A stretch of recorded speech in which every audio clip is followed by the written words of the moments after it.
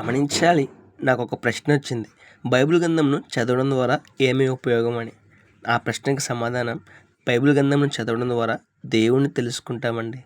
Bible గ్రంథంను చదవడం ద్వారా దేవుని ప్రేమను తెలుసుకుంటామండి. బైబిల్ గ్రంథంను చదవడం ద్వారా దేవుని మనస్సును తెలుసుకుంటాం.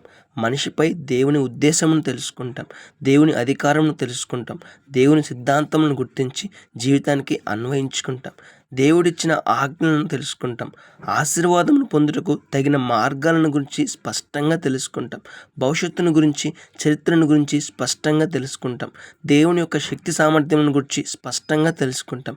పరలోక రాజ్యమును, నరకమును గురించి స్పష్టంగా తెలుసుకుంటాం. మనిషిలా ఎలా జీవించాలో స్పష్టంగా తెలుసుకుంటాం. పాపం ద్వారా కలిగే నష్టాలను స్పష్టంగా తెలుసుకుంటాం. ఒకసారి ఆలోచన చేద్దామండి. పరిశుద్ధ గ్రంథమైన బైబిల్ గ్రంథం చదవడం ద్వారా ఇన్ని లాభాలు ఉన్నాయి. దేవుని గురించి తెలుసుకుంటాం, మనిషి గురించి తెలుసుకుందాం, భవిష్యత్తు గురించి తెలుసుకుంటాం, చరిత్ర గురించి తెలుసుకుంటాం, పరలోక రాజ్యాన్ని గురించి తెలుసుకుందాం, నరకాన్ని కూడా తెలుసుకుంటామండి. ఒకసారి ఆలోచన చేద్దాం. పరిశుద్ధ గ్రంథమైన బైబిల్ గ్రంథంలో ఈ విషయాలన్నీ ఉన్నాయండి. మనం ఎప్పుడైతే ఆసక్తితో, ఓపికతో మనం చదువుతామో స్పష్టమైన వివరణ, స్పష్టమైన అర్థం మనకు వస్తుంది. మరి మనలో ఎంతమంది బైబిల్ గ్రంథాన్ని చదువుతున్నాం? ఒకసారి ఆలోచించేద్దాం. మన జీవితాన్ని మార్చుకుందాం. బైబిల్ గ్రంథాన్ని చదువుదాం. శ్రేష్టమైన ఆశీర్వాదాలు తెలుసుకుందాం. May God bless you all.